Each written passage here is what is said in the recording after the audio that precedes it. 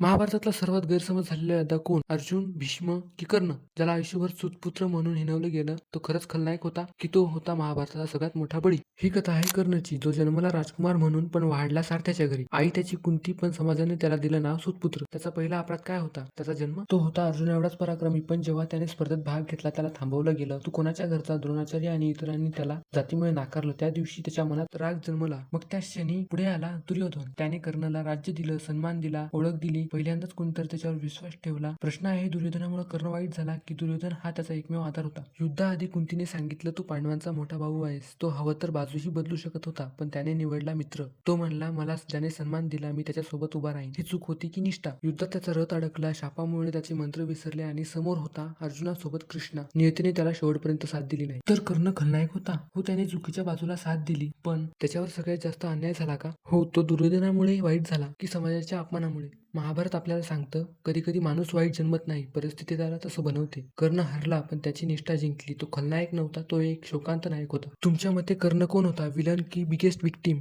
Comment करा आणि video share करा, कारण कर्णची कथा अजूनही लोकांना चुकीचीच माहीत आहे.